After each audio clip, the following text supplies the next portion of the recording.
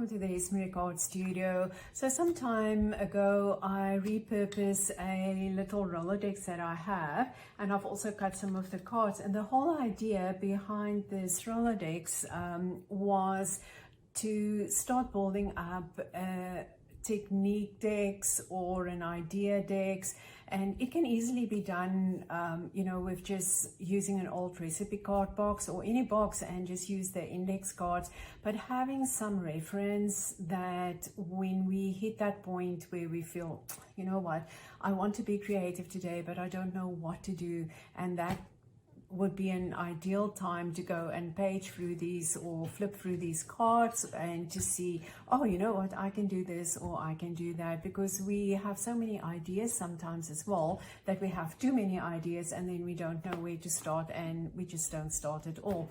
So as I will be working in my journal as well as on canvases, I was thinking I'm going to start filling up this again so that I have that idea right on the back exactly what I did, and take it from there and see if that is going to help spark interest or just creativity at a low point. So let's get started and see what we are going to do today. For supplies, it is going to be a little bit difficult because as I'm going to be working, I'm going to be thinking, oh, maybe I must try this or that. So, but hopefully towards the end there would be some sort of list of things that we have used in today's project.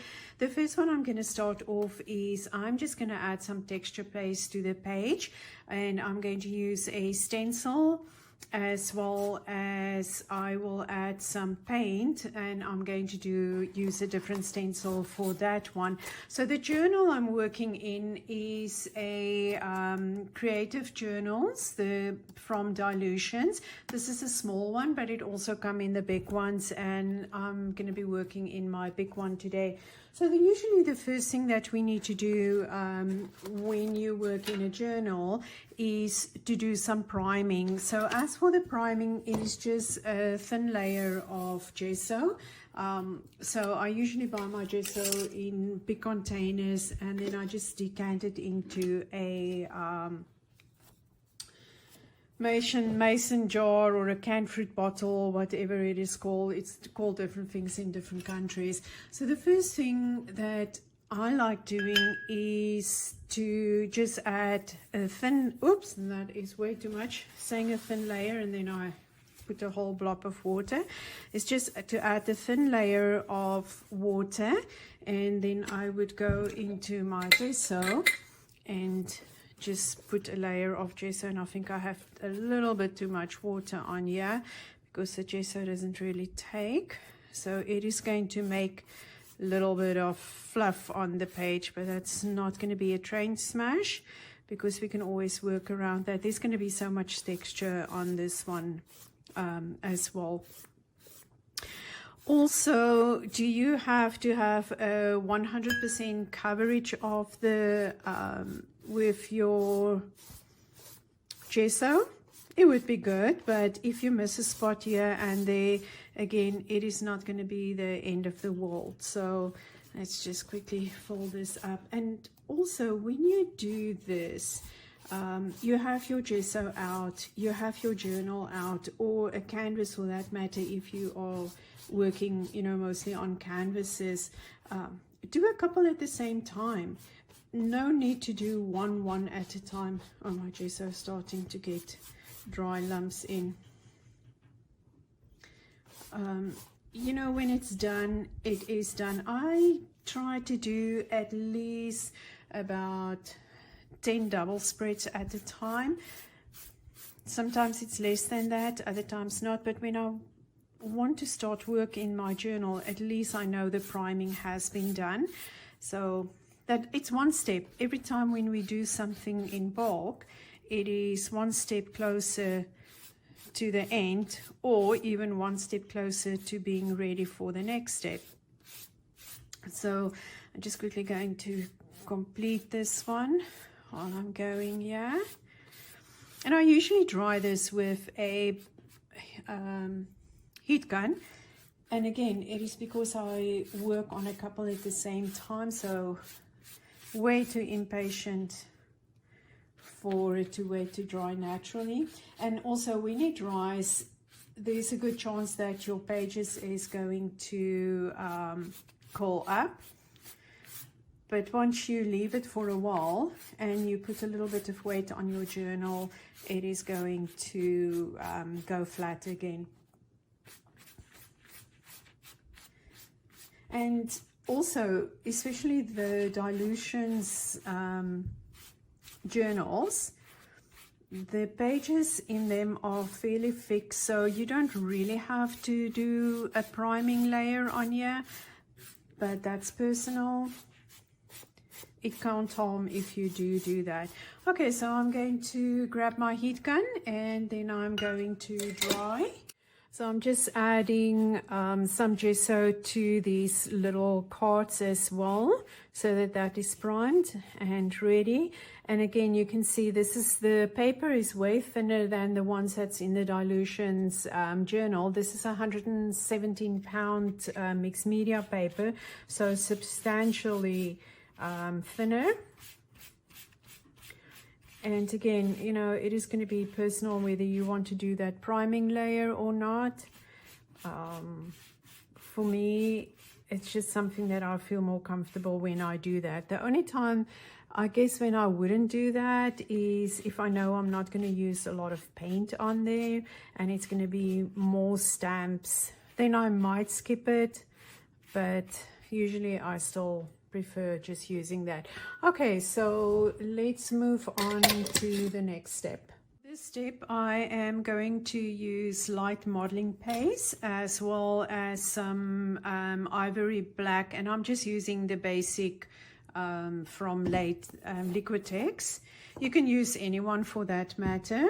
And I'm going to grab some of the molding paste.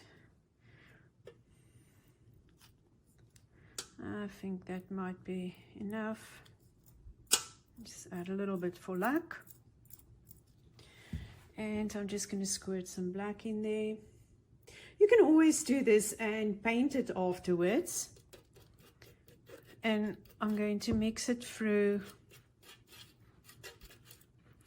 And if I get white streaks, it doesn't really matter.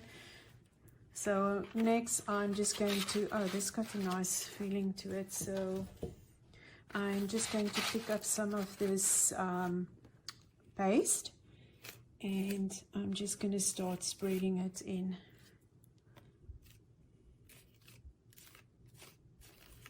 You can also use gesso for that matter for this step.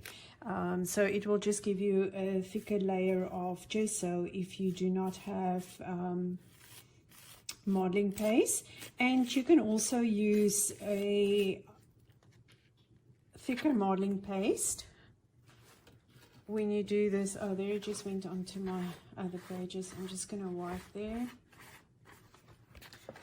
You can also use a thicker one, but I don't want this one to be really too high. So I'm just going to come in, and I think I'm actually going to try and use the whole. I think this is actually more a mask than what it is a stencil. But why not use it to full capacity? Oh, we can actually go over there and see what effect we are going to get there.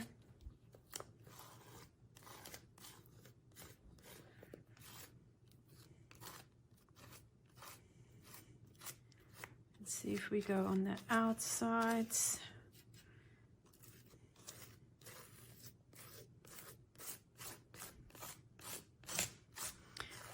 I think there's going to be a little bit of a blob on this one side, and the reason is just I didn't wipe the stencil or the mask,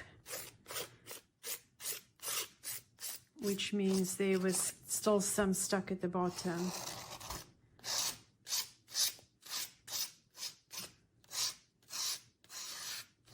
Sort of just filling up this corner here.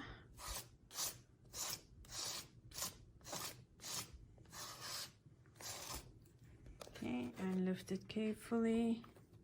And yes, as I was suspected, there is some extra there. It doesn't look too bad, so where, let me first just wipe this, and I'm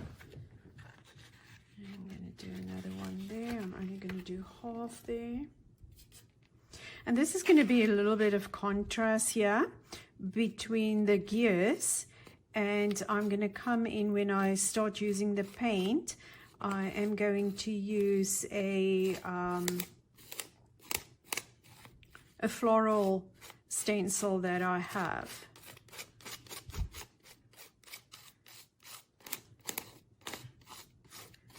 Okay, and I think that one I'm just going to leave like that.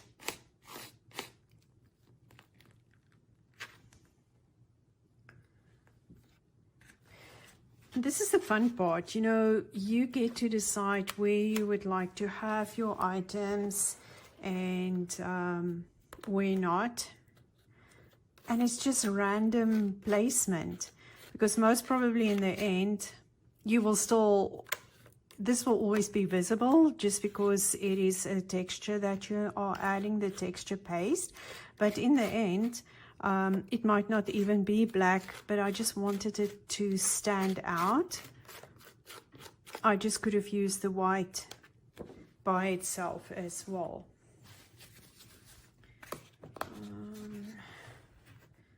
I think I still need just something here in this corner. I'll just do a little bit coming in here.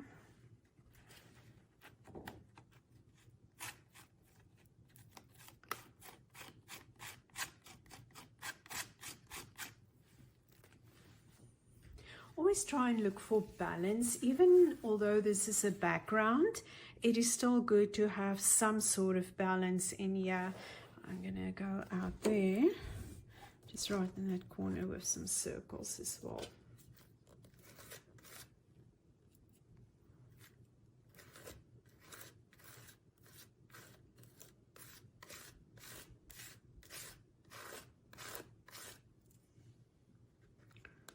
And there you go. It's a little bit smudgy, but I just dropped my stencil or the mask into a bucket with water, because I don't have running water in my studio, but I always have a bucket behind me that's full of water. So when I work with stencils, I can just pop it in there and give it a quick wash.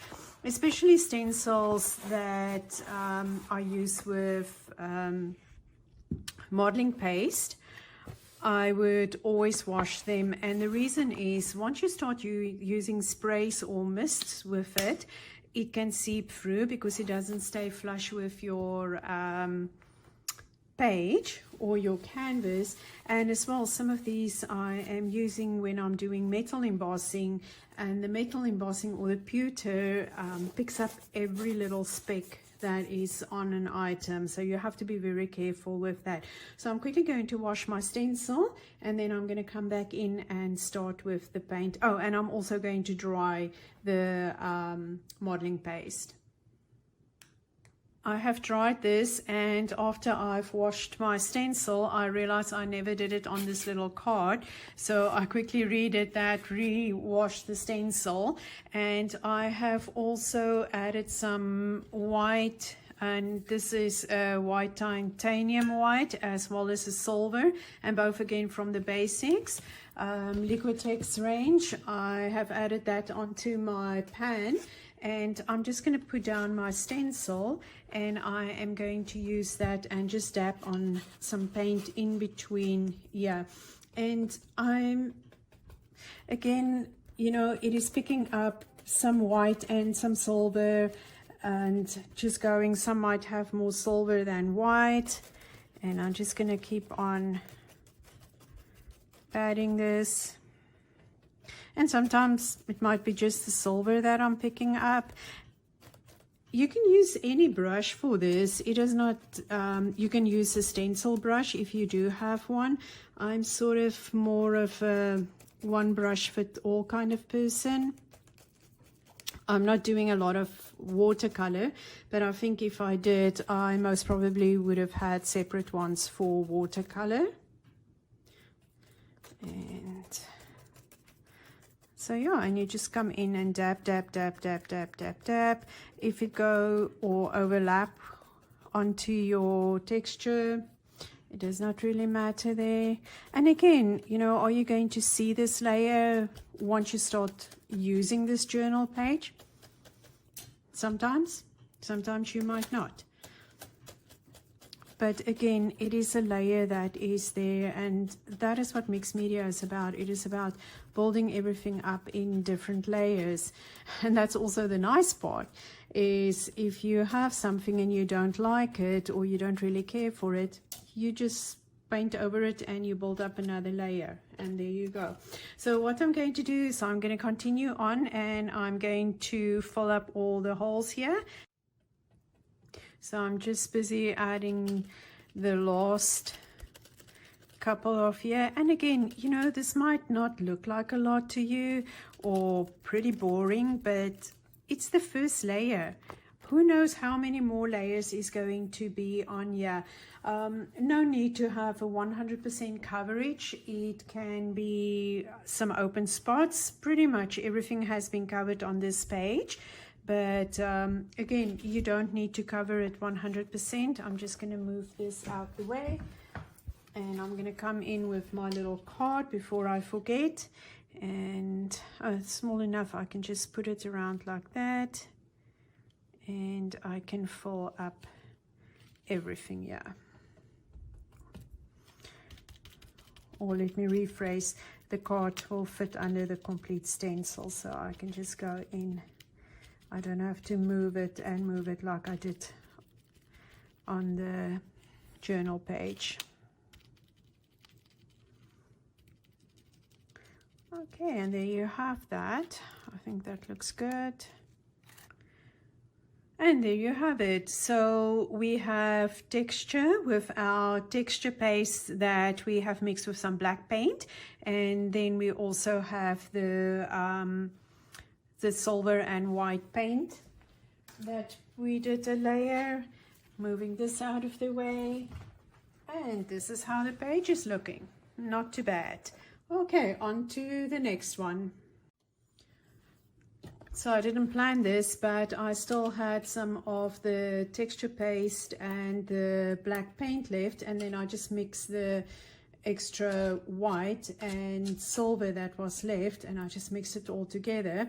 So this was crackle paste, and I was really impatient, and I just dried it with the heat gun, and it was about a good 3, maybe 4 months ago, and it still hasn't crackled. So lesson learned, do not dry crackle paste with a heat gun because it does not crackle.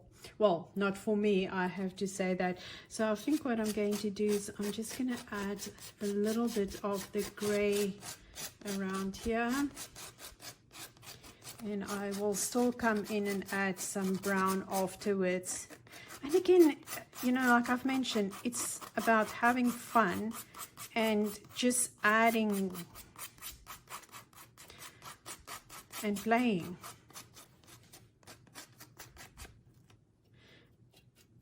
And if you don't like it in the end, you just paint over it and you start again.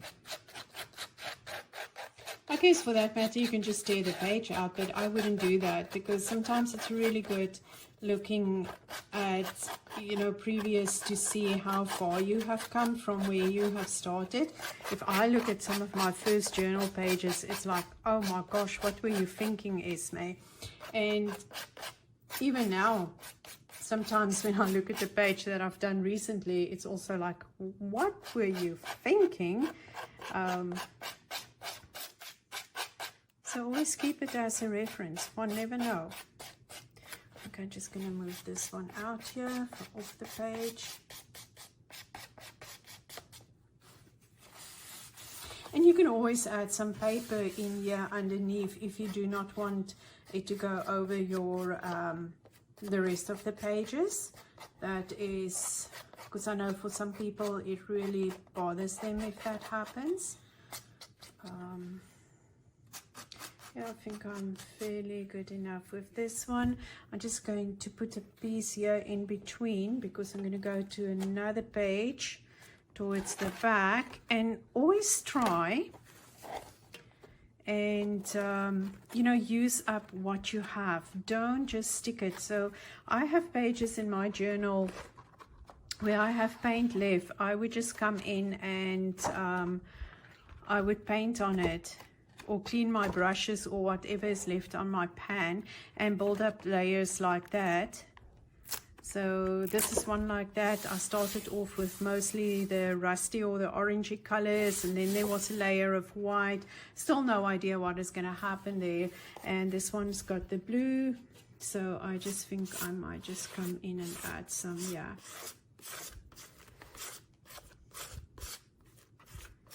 I'm going to work in circular movements.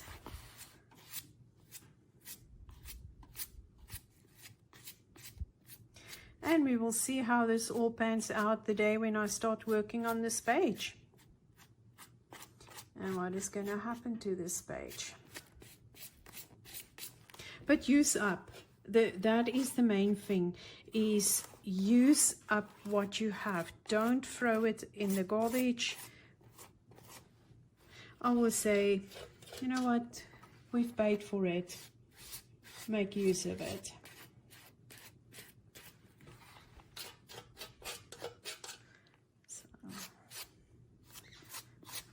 Try and keep moving, or keep movement going. So I don't want to come in too straight. And now I'm starting to pick up some of the drier spots here. The drier pieces that was left there. Okay, so I think I'm going to be stopping now. Maybe just there. So this page was not primed with gesso, because I've merely just opened the page and I started cleaning my paintbrush. Sometimes I don't open it at the page where there is gesso, and then I just start working there as well. Okay, I think this is good for now. Okay, and let's move on to our second background. The second background we're going to do today, it is going to be big stamps and white, and then we're going to cover it with a thin layer of white paint, and that is going to be it. So I've chosen a couple of stamps. I've got a butterfly stamp, a big flower, a smaller flower, and then one of my favorite saying stamps that I have, and I've also using the Stays On Saddle Brown. So again, I'm just going to come in, and a good tip is when you work with big stamps like this, try to put them upside down and, you know, load it up from the other side, rather than trying to go in and do it like this. So it's always easier to do it this way.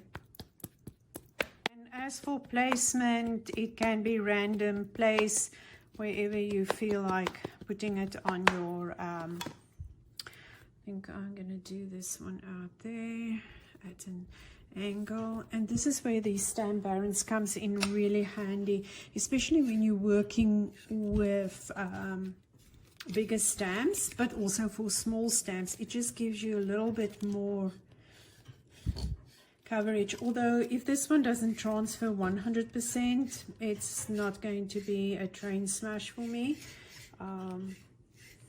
but it does help, especially when you work in a journal. And yeah, I see you didn't cover there in the center, but that's fine. Especially when you work in a journal, because you have so many layers or build up, you know, from previous pages, that you definitely need something else to help you there. So let me just quickly do this. And also, when you rub it on, you can rub it on like this as well, and you will get a different effect from where you just dab it on. So I actually like the little bit of it that's now full coverage, but let's go for this one.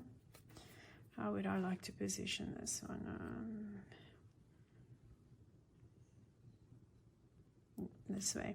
Now you have to think about your positioning of your stamps before the time, because once it's down, it's down. I'm just wondering if my words or my sentiment stamp is going to work on this. But you know what, if half of the works is off as well, ooh, didn't transfer very good either. But it's a background, it's just our first layer. And let's do this little floral stamp. Yeah, and there's one thing, things that didn't work, I mean, it's learning with each other. Oh, this stamp is like,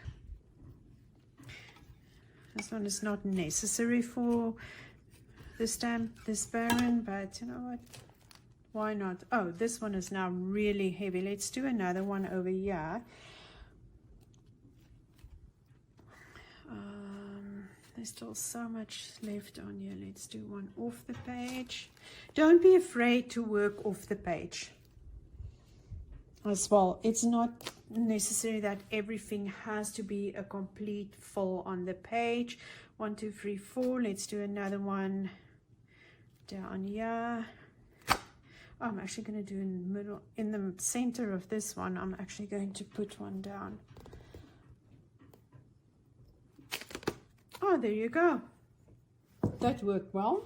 I wonder if I must do this with this, but oh, I'm going to do that. So this is the ones that I've chosen for the example, or the little idea card that's going to go into the Rolodex. So let me load that one up and see if I can put it in here in the center. And again, it is just building up another layer. It might work, it might not work. Oh yeah, that looks really nice. Okay, so that's that. So let's do the sentiment, and this one I'm just going to do or load up with the ink as normal. Oh, and the ink that I'm using is the Stays On ink, and the reason why I'm using the Stays On ink is you would be able to paint over it afterwards.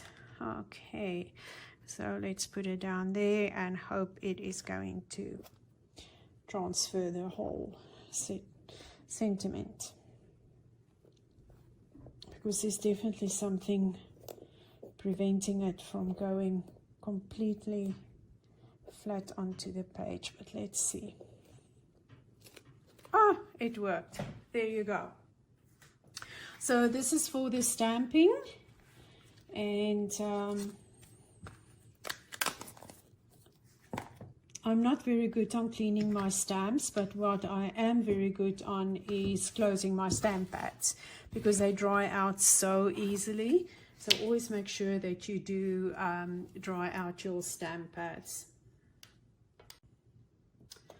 Oh, not dry your stamp pads, that you close your stamp pads. I don't know how you're going to dry it, but yeah, close it. So I'm just going to squirt out some white paint, and again I'm using the titanium white, the basic, and I'm going to pick up some water and come in with my paintbrush, because I really just want it to be a very, very, very thin layer of white paint, like a whitewash.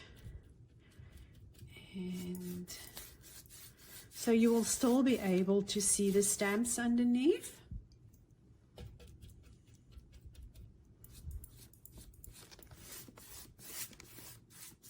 So that is going to be your first layer. So just think the possibilities that you can have once you open this page and you want to work. It's like, oh, I can do this, or I can do that. Because sometimes when we do our backgrounds like this, we have absolutely no idea how this page is going to end up. But when we come back to it in about a week, or, you know, even just a day or two later, it's like, oh yes, I can do this, I can do that. So can you see the difference between the two pages? This one just have the white layer, whitewash layer on, and this one don't. So let's just put a white one here. I wouldn't necessarily go in with a layer of gesso here because I think that might just be too much, but a thin layer of the paint. And you can have, on some spots you can actually have thicker white spots if you would like that. And actually, now that I've mentioned it, I think I am going to put a couple of more white spots on some areas. I just cover this one quickly, then I know that it's done. So everything is covered with a thin layer. So this sentiment, everything I say can be entirely backed by my own opinion. I just really love it. I think it's such a good saying. I don't know who said it or where the stamp is coming from, but... And for now, I just go in with the white. I don't work in the same direction. I work in different directions, and I just adding some spots of white that is more white than the rest. I don't want to go at an angle.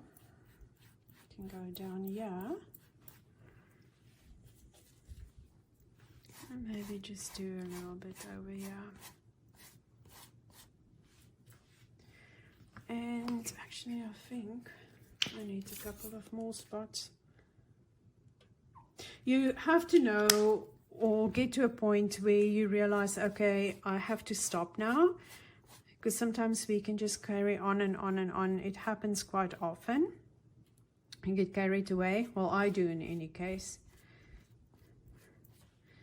And then once this will dry, you will definitely be able to see the white spots between them. Okay.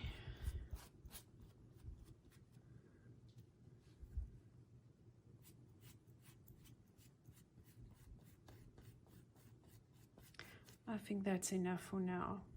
Yes, so I'm just going to leave it at this. I'm going to quickly dry this, and then we can move on to our last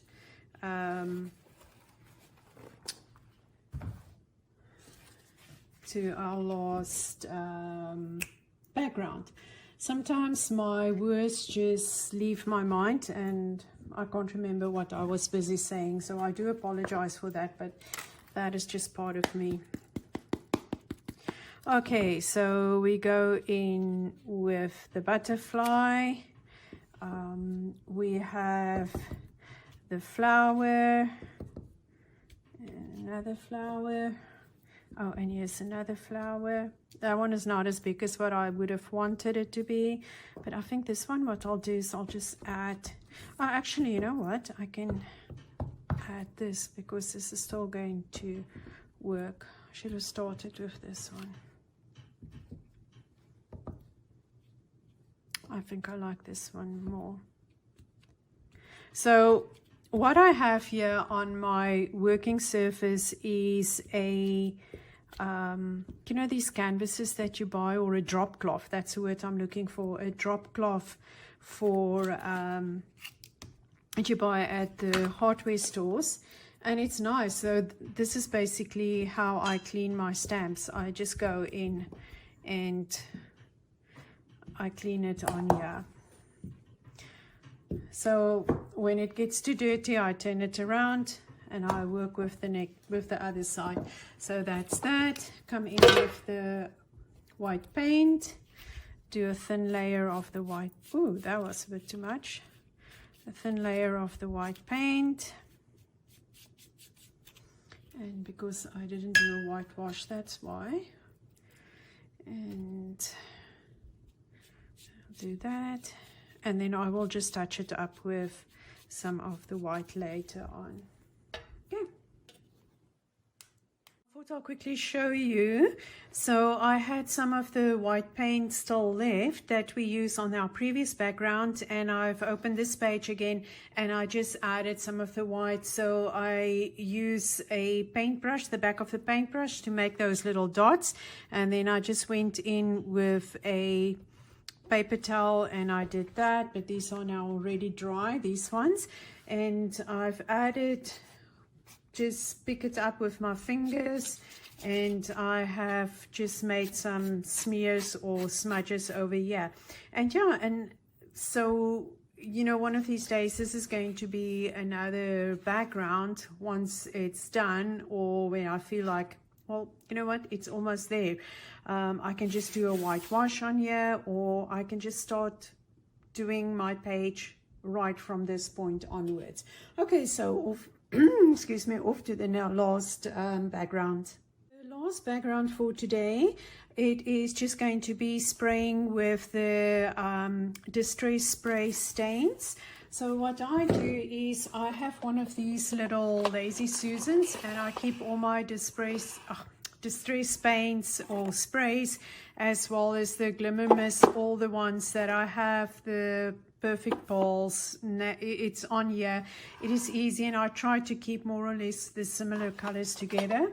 And then, so especially when we do this, we have to work with colors that is next to each other on the color wheel.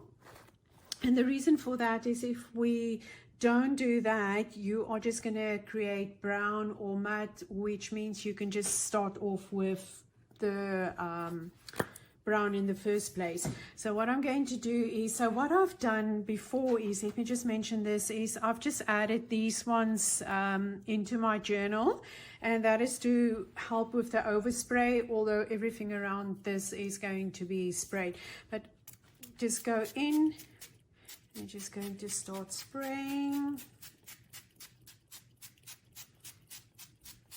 And I want to get a really good coverage, because I would like, if it's possible, for it to start moving around once I add in the next color. Sometimes it dries very quickly depending on the humidity. And other times there's lots of time to do this. So the first one I'm going to use is the darker green, the Lucky Clover. The one that I just used was the Mermaid Lagoon. So I'm just going to come in and I'm going to start spritzing.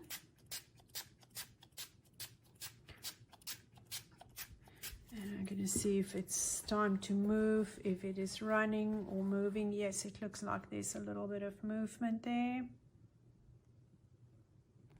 So not much, but this I definitely would not have done if I didn't have a layer of gesso.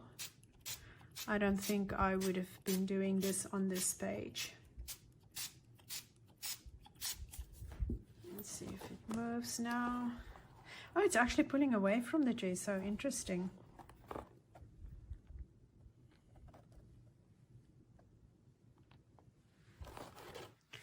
Oh, that's really interesting that it's doing that.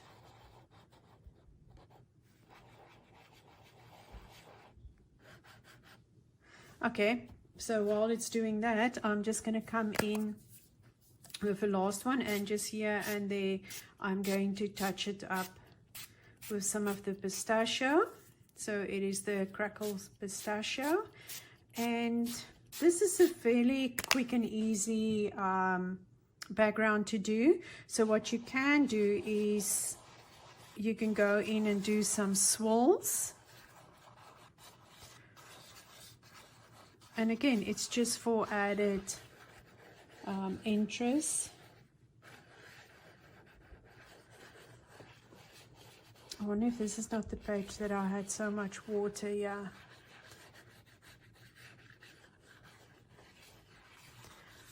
So it does give you a little bit of that swirly left.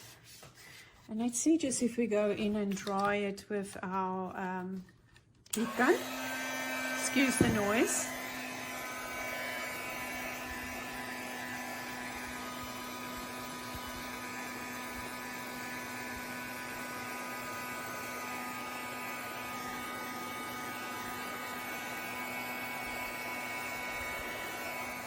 So it almost looks like a wormy kind of thing. Oh, the side's already dry. Well, not dry, but fairly dry.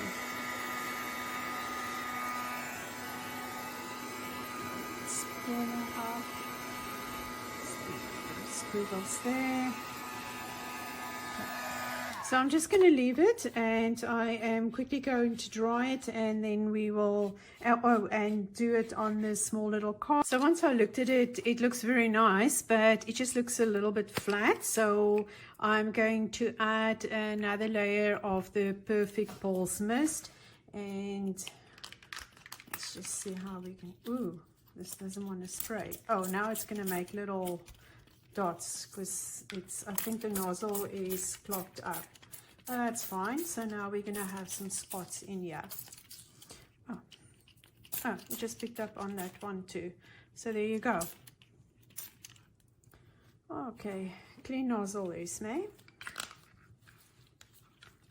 Okay, so I'm quickly going to dry this and see how it looked in the end. So we did 3 backgrounds today. The first one was where we used gesso, and then light modeling paste and black paint. We've mixed that, add that to our page using stencils, and then we also add white and silver paint picked up randomly, and we have added that with another stencil. So I have gone ahead and have written it down on the back there. So now that I'm going to put it into my Rolodex, I can know exactly what I've done. And this is how that page has turned out into the journal. So it is absolutely ready for the next one. So the second one that we did was where we have used, again, we did the gesso, and then we stamped with the Stays on Saddle Brown. We have almost give it like a whitewash with thin out white paint. We still had some of the white paint left over, and then from there we just added that, and that is the outcome of that one. And again, I've just written it on the back, and this is how it looks in the let me just have a look there, and this is how it is looking within the page itself. And then the one that we did was using the sprays. So we started again with a layer of gesso, then we used the different distress paints. It was different distress spray stains. It was Mermaid Lagoon was our first layer, then Lucky Clover, and then the Cracked Pistachio. And after it dried, we added another layer of the Perfect Pulse Mist, the Perfect Pulse, and yep, so this is how it looks on the little card, and this is how it looks on the page itself.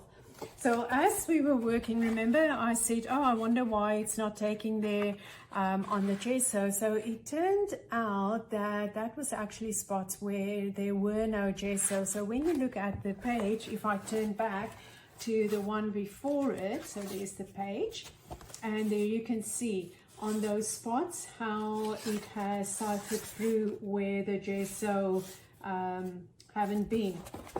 And when you look at the opposite side as well, I've already done a background on that one, and the same thing has happened there. So it's seeped through. If you can see there, some of the blue went through there, and there was a spot here and there as well. So this page is very similar to the first one that we did with texture paste, and then just filling up with the paint in between. So thank you so much for spending time with me in the studio today, and always remember, the world of reality has its limits, the world of imagination is boundless.